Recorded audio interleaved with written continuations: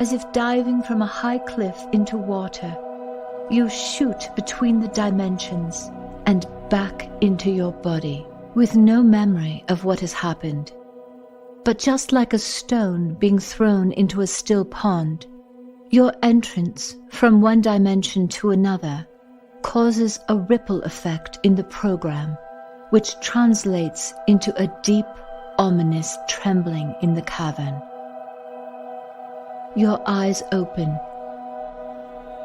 Above you looms the high priest, swaying in a trance, his unseeing eyes rolling back in his head as the drumming surrounding you intensifies into something powerful and dangerous. But suddenly the music is cut off, and a panicked roaring fills the cavern amidst anguished yelling, as a violent shaking is accompanied by stones and boulders crashing down from the ceiling above. As bones crack and bodies shatter beneath immense stone slabs, ear-splitting screams pierce through a massive surge of panicked bellowing as the shaking intensifies and torches fall from the walls, igniting those trapped below, their faces contorting in pain. Within moments, the drug-laced smoke is mingled with the putrid scent of burning flesh and hair. Amidst the chaos, Matthew's captors drop his arms and flee as the sinister celebration transforms into a sea of men running, stampeding, shoving and trampling one another until there is nothing but an immovable wall of bodies pressed tightly together. Pushing his way past men with glistening, crazed eyes, Matthew moves in the opposite direction of the horde, climbing over rocks and stricken bodies. When Matthew is just a few feet away from you, the earthquake intensifies. The high priest stumbles backward and trips over a thick slab of rock that has fallen directly behind him. His arms pinwheel momentarily until he lands flat on his back, hitting his head with a sickening crack. His body jerks once and then goes completely still as dark red blood spreads slowly over the rock beneath him. Matthew wraps his arms around you, protecting you with his body as he helps you sit up and slide to the floor, and then under the altar for protection. "It's okay, you're all right," he says, holding your shaking body in his arms. "How did you get in here?" Your head is spinning, but you manage to collect your thoughts. "There's a hole in the wall behind that curtain," you say, pointing, "and a tunnel." When the tremor subsides, Matthew helps you stand up. Wrapping an arm around you, he steadies you as you climb over a massive rock slab and down the other side. He follows you along the wall until you come to a hidden opening. Terrified, you keep looking to see if anyone has followed you, but the cavern is now so dark it's impossible to tell. Matthew climbs up on a bench and yanks a torch from its holder. You hold the curtain open as he thrusts the torch into the tunnel and quickly moves inside, pulling you in directly behind him as the drape falls heavily back into place. "It's this way," you yell over the chaos. Matthew grabs your hand and you race along the passageway until the frantic screaming behind you gives way to silence, infused only with the sound of your own labored breathing. You both slow your pace a bit, but your entire body is still on high alert, adrenaline pulsing through you as you scan the cracks and crevices for any shapes that might suddenly materialize out of the darkness. Finally, you slow down and stop at a point where your path branches out into 3 separate tunnels. Gulping in the dank air, you know you had come from one of the tunnels, but at the time you were following the sound of drumming. and with only a small flashlight, you hadn't noticed the other tunnels coming out of nowhere. Matthew holds the torch aloft and walks slowly past the openings. But nothing looks familiar to you as each tunnel swallows the flickering light in shadow. "Do you recognize anything?" he says anxiously. "Give me a minute," you say breathlessly. Trying not to panic, you close your eyes and take a slow, deep breath, breathing in through your nose. From one direction, you notice a musty infusion of things rotting and rodents, both dead and alive. Pointing to the tunnel on the left, you say definitively, "It's not that tunnel. We're looking for a tunnel with fresh air." "You think there's fresh air down here?" says Matthew, bewildered. "I know that sounds impossible," you say, "but I was told to look for it, and I know it's here somewhere." You then focus on the middle tunnel as Matthew steps closer to the passageway on the right. A moment later, Matthew says excitedly, "I think this is it." You move to the other tunnel and hold still for a moment. There is nothing more than the tiniest breath of air, but there is a hint of something fresh and alive. "This isn't the tunnel I was in before, but I think it's where we need to go," you say breathlessly.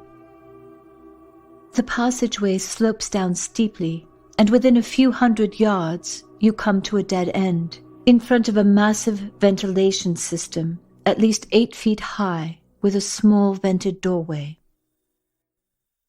Matthew turns the handle and opens the door.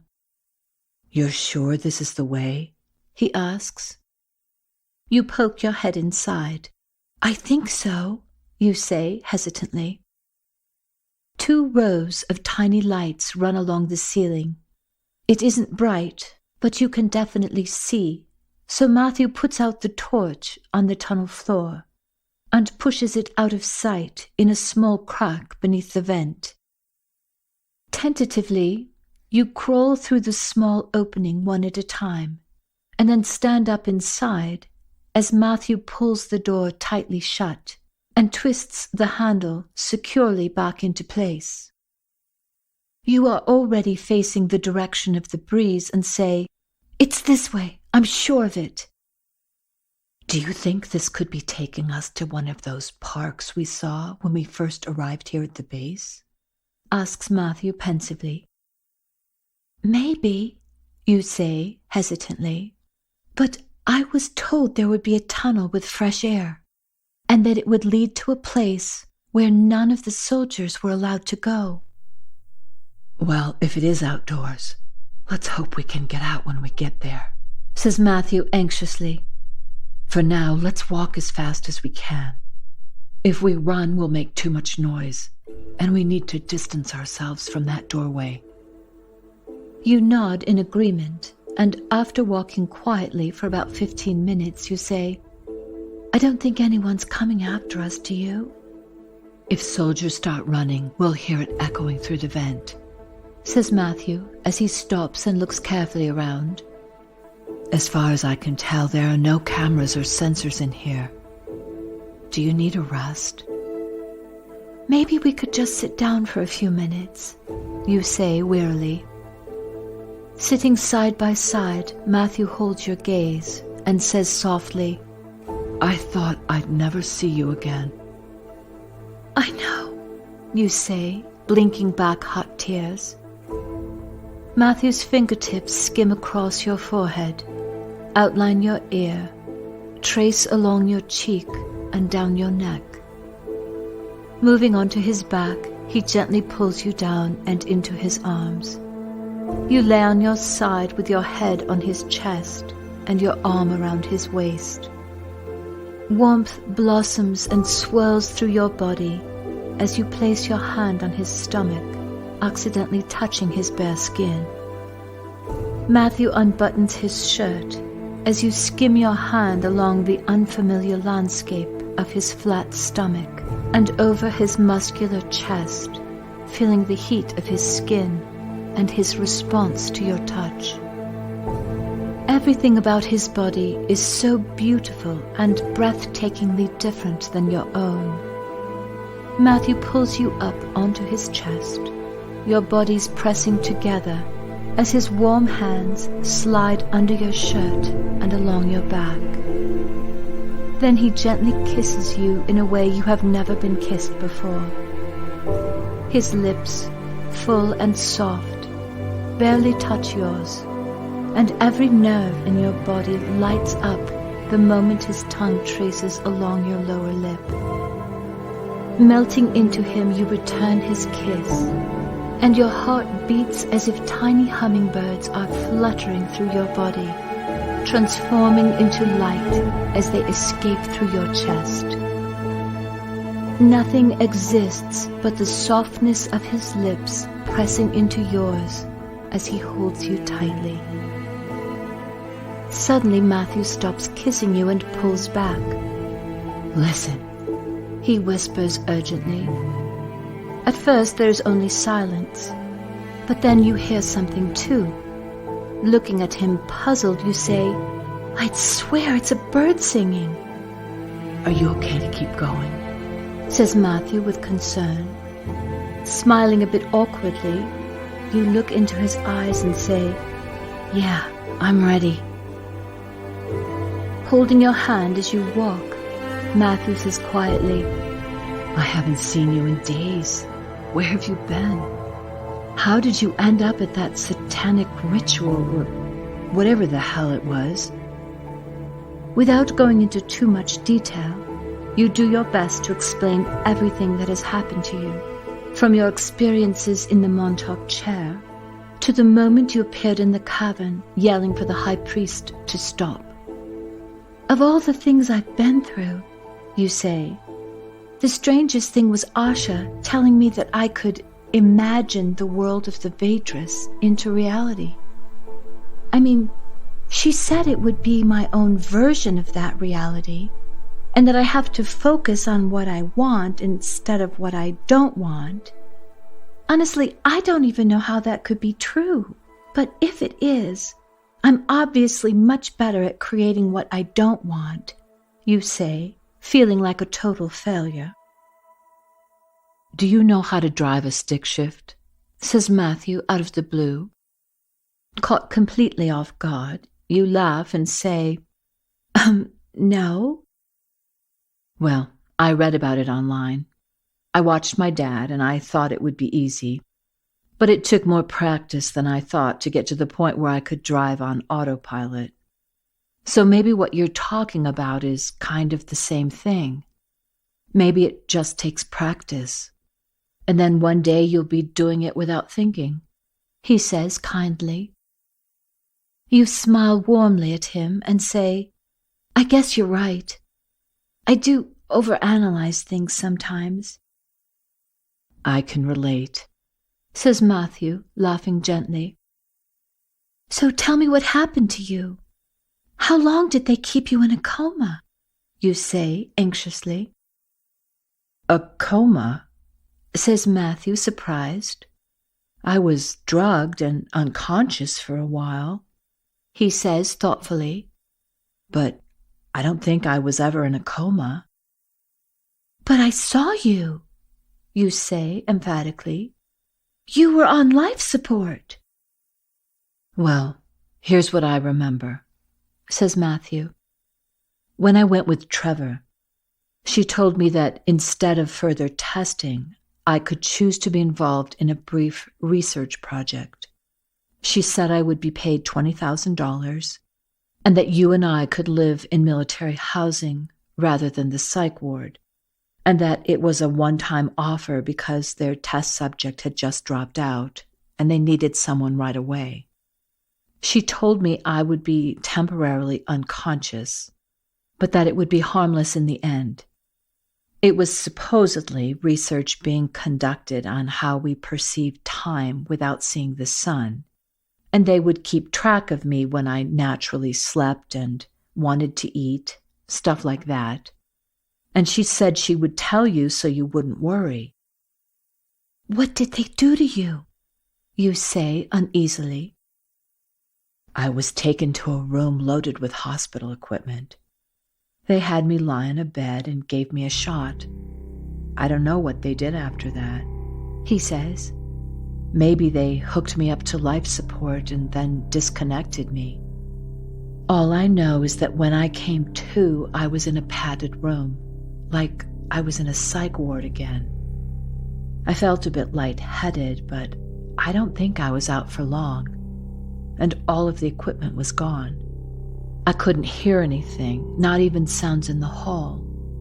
When I was ready to sleep, I turned off my light, and when I woke up, I turned it on. If I wanted a meal, I put my dishes in a doorway in the wall, and then I'd close the door on my side, and it would automatically open with a meal. If I didn't do that, I wouldn't get fed. How did you end up in that cave temple place? You ask. I totally lost track of time, but at some point I found a black cape in the cubbyhole where they put my meals.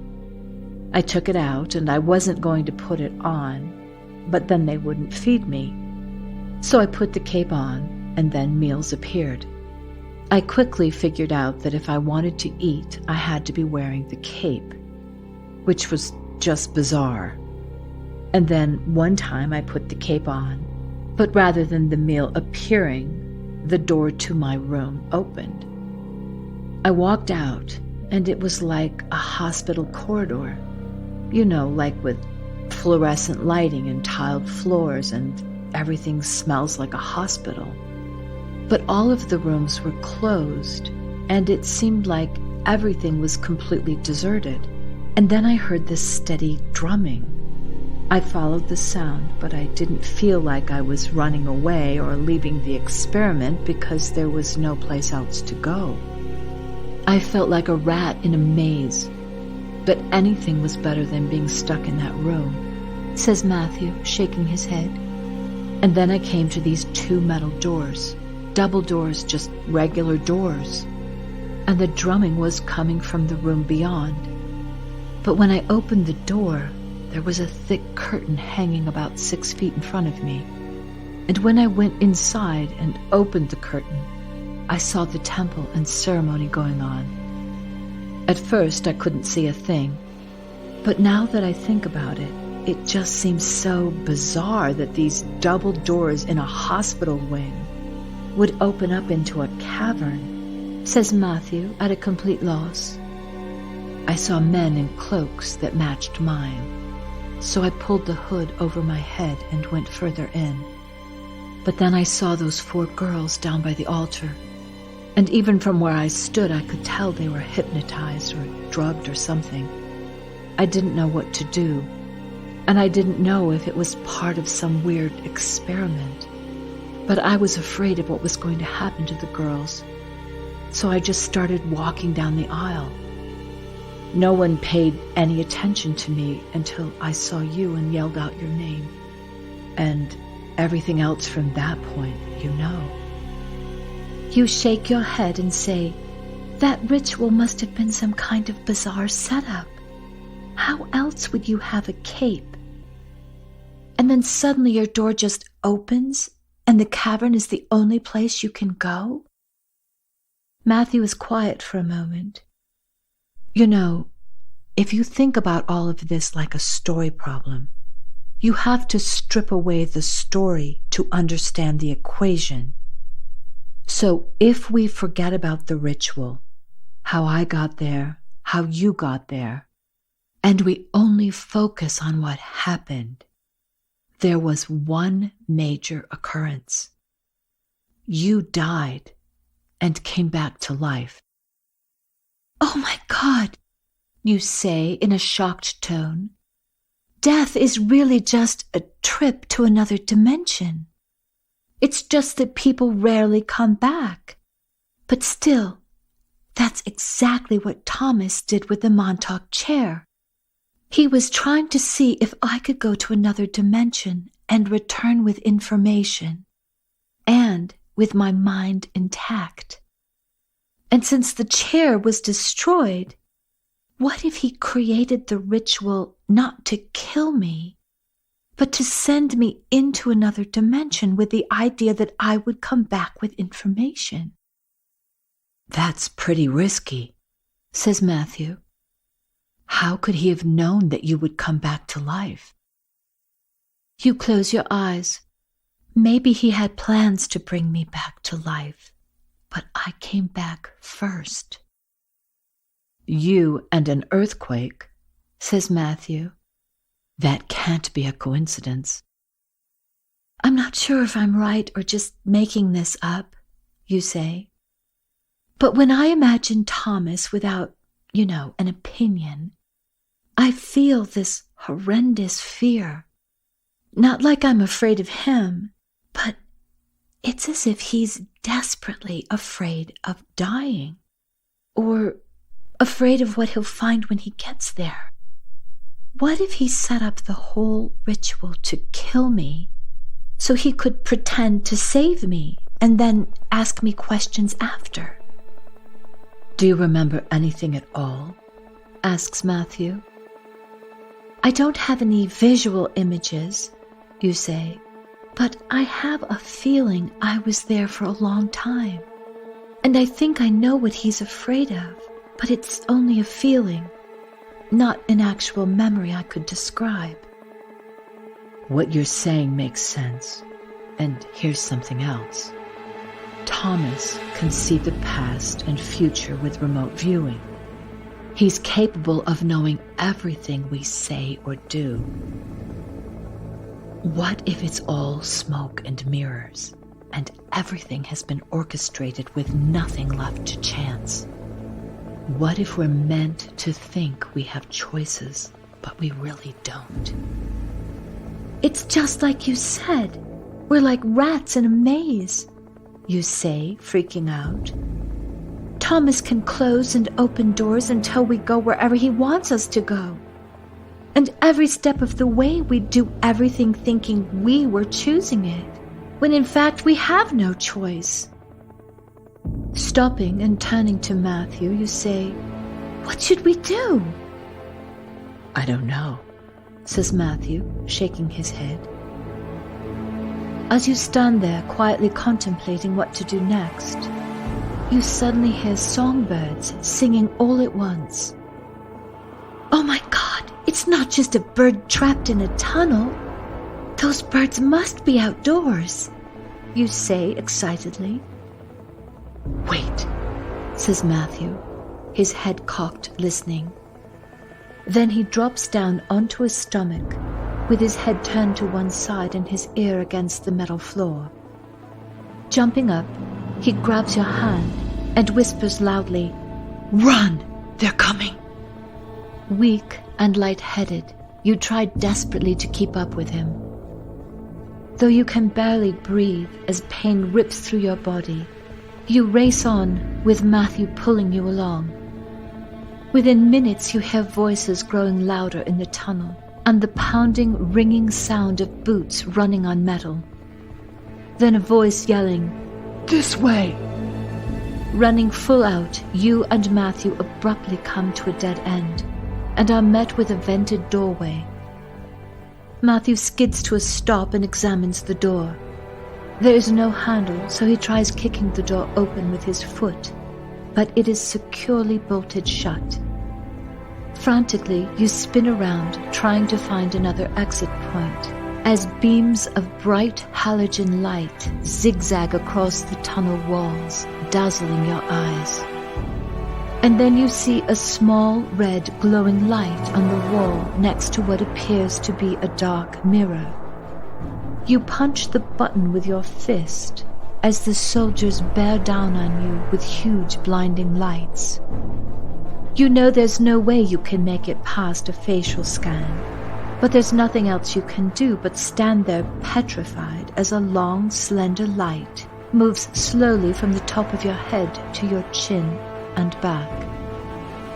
With the commotion of at least 10 soldiers running heavily in your direction, you never hear the quiet click or realize the door is opening until Matthew yells, "Amelia, come on!" as he grabs your hand. Halt! Halt! Stay where you are!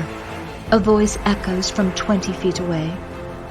Matthew pulls you through a round portal that is in the process of spiraling open. Squeezing through the exit, you find yourselves on a narrow cliff in a world you could never have imagined. One of the soldiers, racing at top speed, beats the others to the opening, but stops dead as the portal begins spiraling closed. Though he could easily have stepped through the opening, he stands there, gradually joined by the others, as they all stare dumbfounded at the scene before them. Terrified and unable to move, you wait for the soldiers to come after you. But instead, the opening continues to close in its spiraling motion, and to your surprise, blends perfectly with the surrounding rocks and moss. Why aren't they coming after us? Where are we? You say in astonishment. I have no idea, says Matthew as he leads you quickly along the edge of the cliff. Overhead, an intensely blue sky is layered with white cumulus clouds, tinged with dusty rose. Even the dense forest canopy nearby is dotted in pink, but it is the hot pink of a raucous bunch of Australian galah parrots, gabbling like hundreds of ladies at tea with their feathery white hats, speaking a language all their own. A trembling sensation shakes the ground, and the flock rises all at once, circling above the treetops as they spin out of sight. You and Matthew cling fast to the rock wall for support, as stones and small rocks skitter down the hillside above and below you. As you both head down a winding path, you say, "This can't be the desert." Matthew shakes his head. I've hiked here since I was a kid. I've never seen a forest like this. And where did those tropical birds come from unless they all escaped from a zoo? Looking at you, he confesses, I'm as confused as you are. We did a lot of traveling underground in the base, but even if we traveled hundreds of miles in any direction, we would either be in the desert or the mountains. The trail leads you to a point where it crosses over a bubbling brook, wending its way along the edge of the forest. Whether it is safe to drink the water or not, you both drop onto your stomachs and drink cold handfuls from the creek until you're both fully satisfied. You both sit on the soft grass bordering the creek. You take a deep breath and close your eyes as the warm sunlight filters down through the trees, turning the leaves bright green as it dances across your face. Your body hasn't felt relaxed in days, but now the sun is shining. The birds are singing and everything feels fresh and new. You open your eyes and smile at Matthew, and then begin sobbing with relief. Matthew gently puts his arm around you and says quietly, "Are you okay?" "Yes," you sniffle. "I'm just so happy." Matthew's eyes are glowing as he looks at you, and then he wraps his arms around you, and you both burst out laughing. You laugh until finally you both just stretch out on the grass and close your eyes. You feel your body drifting off to sleep, when suddenly you're sitting bolt upright, fully alert. Matthew sits up too at once as you hear the thundering sound of galloping hoofbeats. You both jump to your feet, and moments later, a pure white stallion with a long mane and tail jumps over the creek and comes to an abrupt halt in front of you. Astride the horse is a freckled-faced girl, about 13 years old, with penetrating blue eyes and long dark auburn hair, riding with no bridle or saddle. "I'm Sophia," she says, jumping off her horse.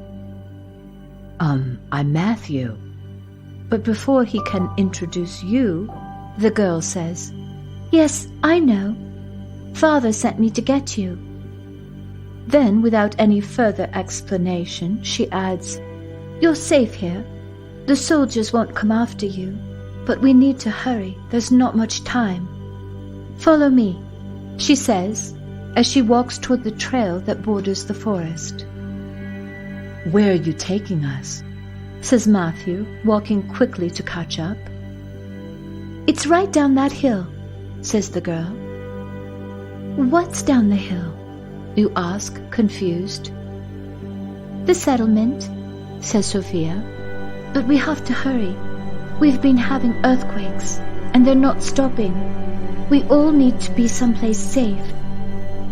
"But aren't we safest being outdoors?" you say. "We're not outdoors," says Sophia, walking even more quickly. "This is a biosphere." "What?" says Matthew, shocked.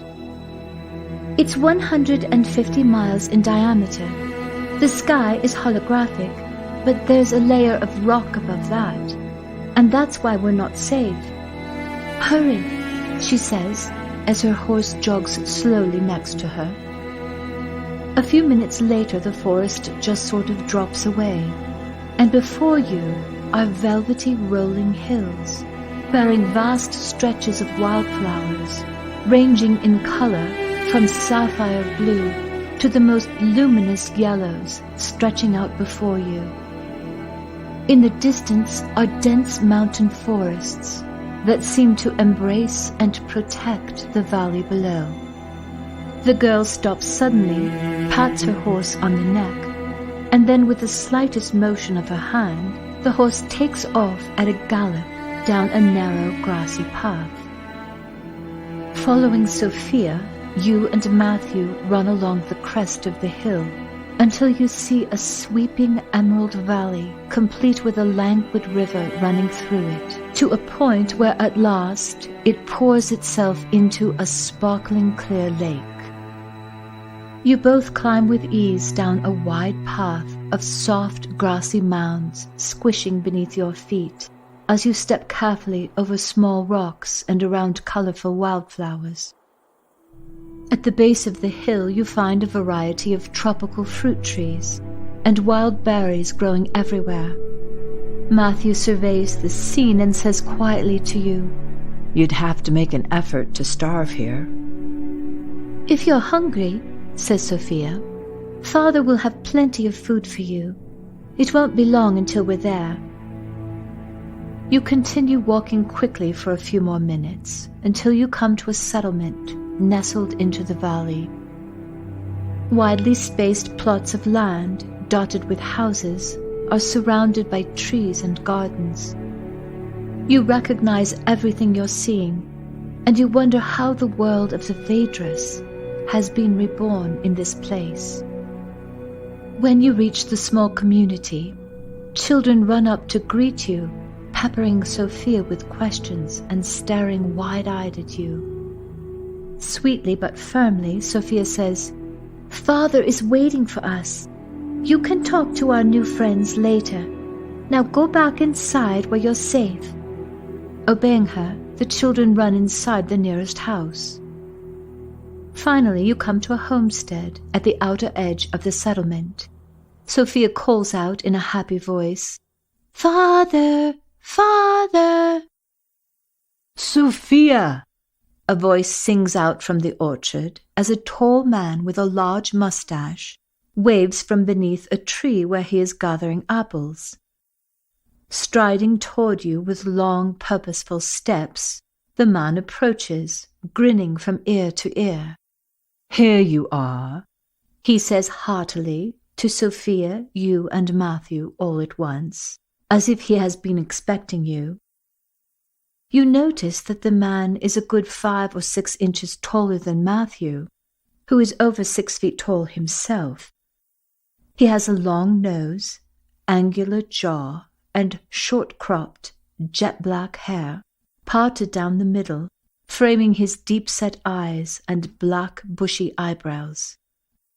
There is a certain intensity about the man's appearance, but all of this is softened by his dark brown eyes, sparkling with kindness and permanently creased at the outer edges by smile lines.